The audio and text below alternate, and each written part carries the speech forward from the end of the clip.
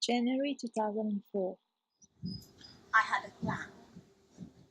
My plan was to drop university where I was studying languages and just dedicate myself to my career as an artist. Back then, I was studying in the lovely city of Naples, where I come from, and at the same time, I was going 3 times a week to Rome to study in this art academy where I was training to become a cartoonist.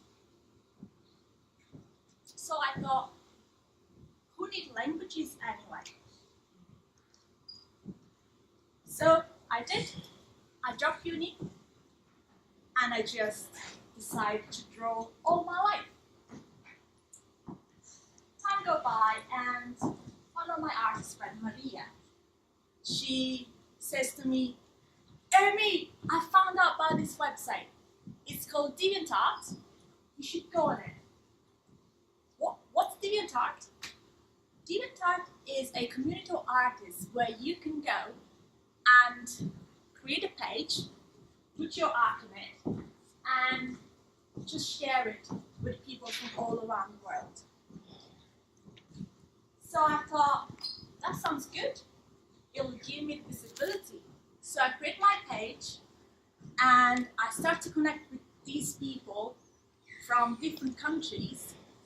However, what I realized is that there was one drawback. I was writing all my art descriptions and all my blog posts all in Italian. So my Italian nationals were writing to me, but all the other people couldn't really understand it. And so I thought, right, no good. As I was secretly planning for world domination, I thought I have to start writing in English.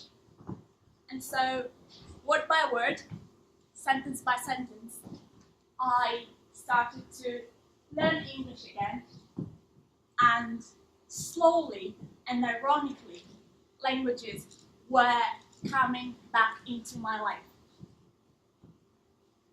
And then what happened? Regret started kicking in. I thought,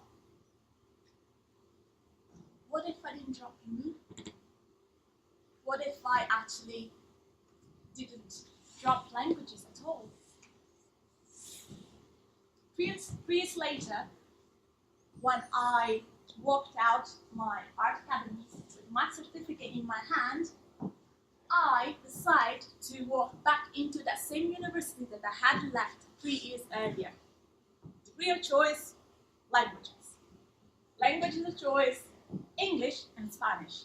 Of course, I chose English and Spanish because, they are the most widespread languages and they would definitely support my aim for world domination. So, I started learning languages and I love translation and grammar and all the things that were related to linguistics, which everyone found weird because, Ernie, how can you like linguistics, really? Yeah, it's cool. But although I was doing all these things with languages and I loved it, there was one thing that I couldn't do at all.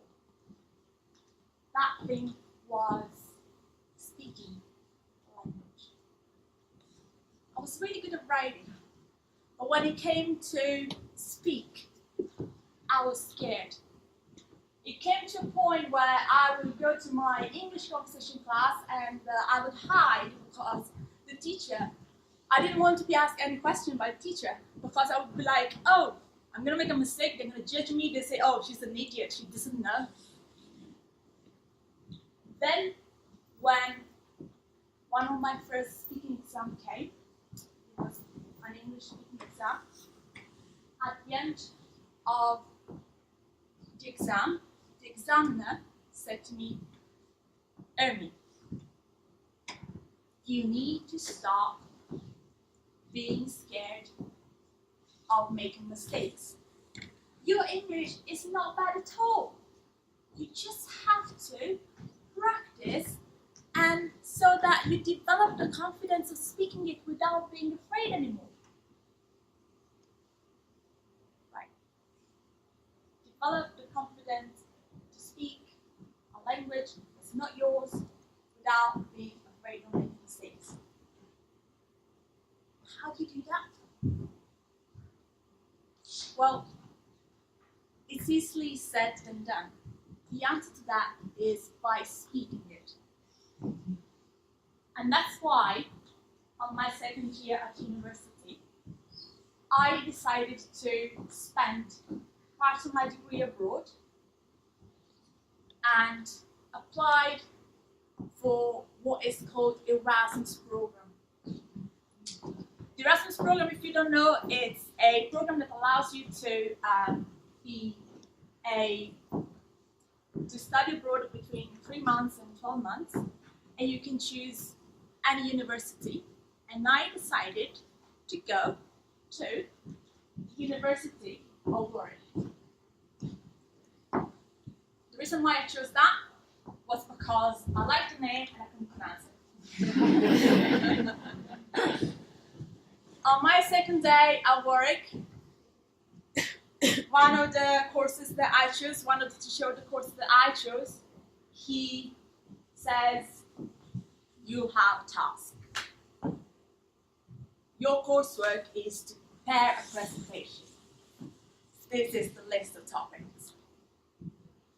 Then he turns towards me, the only exchange student between everyone was English, I was the only Italian. Don't worry, that's fine. You can do something else. And I said, don't worry, I will do it with my Italian accent. And so that's how I started becoming more proactive in speaking a language that I really wanted to learn. And then that was just the beginning, because I started to join societies at university. I started helping during festivals. I also joined a creative writing course where everyone was sharing their writing, and I did not understand a thing because there was a lot of English humor going on that was literally no idea. And I was also in a language society where I was actually helping other people that were learning other languages, which mine included Italian. And that's how I realized that I wanted to be a teacher of languages, which brings me to today. Today, I teach languages. And after a few years teaching in secondary schools, 2 years ago, I decided to take my own personal take on teaching and created a website that's called The Language Rose to help people like me to learn a language and have the same life-changing opportunities that I have been fortunate to have. The Language Rose, just like the Mariner's Wind Rose, if you're familiar with that, symbolizes all the languages that I learned, I can speak, and I teach. Italian, Spanish, French, and English. Japanese is coming along, but very slowly. And what I try to pass to my students, though, is more than just languages. Because learning languages has taught me so much more. Learning languages has taught me to be courageous, because it takes courage to go up to someone and speak as your second language for the first time. And it also takes courage in life to do a presentation like this in your second language. But learning languages also taught me to not being afraid of making mistakes and actually celebrate mistakes as a way, as a stepping stones towards success. Because the more mistakes you make, the more you learn, if you have the right attitude. And also, learning languages allowed me to develop the empathy that I need to build beautiful relationships with people that have become friends for life. And people that I wouldn't even have met if I hadn't chosen to study languages in the first place. And finally, the most important thing that languages taught me has been to welcome challenge as a way to grow. Because if a challenge in life presents to yourself, you welcome it, and once you face it, you overcome it, and you become a better version of yourself. In a way, learning languages has transformed my outlook on life, and in doing so has also transformed my life. And this isn't just my opinion. Last year, I went on a quest, I set off on a quest to find people whose life has been transformed by learning languages. And I found people that I interviewed on my website who were kind enough to share what languages have done for them. People like Michelle Frolla, who's a travel blogger, and who started learning Italian, and she moved from Australia to Italy. And that's how she realized that what she wanted to do was to travel and share her life. And also share her passion for languages. Also people like Fran Norris, this lady, she decided to learn Sicilian because she found out she had relatives in Sicily and she wanted to build a stronger bond with them. But at the same time, while learning Sicilian, she realized that she gained so much more. And in the first place, it was friendship with people who had the same passion.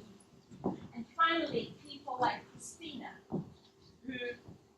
for whom languages was a way to claim her life hers. This is what she wrote to me. Learning languages changed my mindset and my mental health. I used to do bad things to myself. And learning languages helped me to cope with this and also keeps me distracted from really horrible thoughts. Learning languages gives me a reason to keep fighting, to get my life together. In my same way, our languages are a huge part of my life. And if I didn't have this life anymore, I couldn't enjoy languages anymore. So,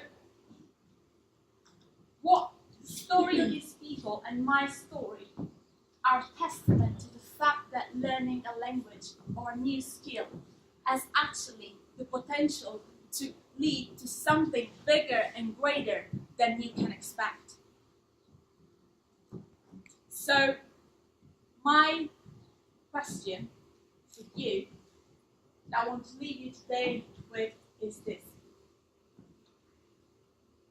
What could you start learning today that could actually lead to something bigger? What could you start doing that you're scared of that would allow you to challenge yourself? And if you did, who might you become?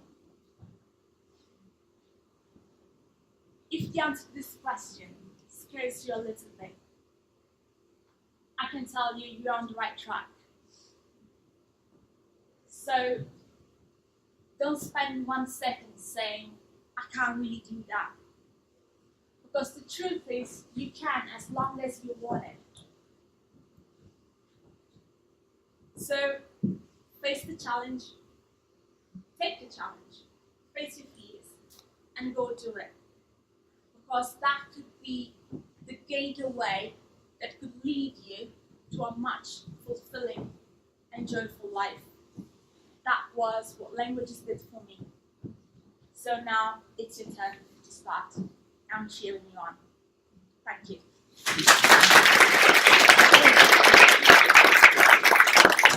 Wow, well done. Any question for Army? 1, Two.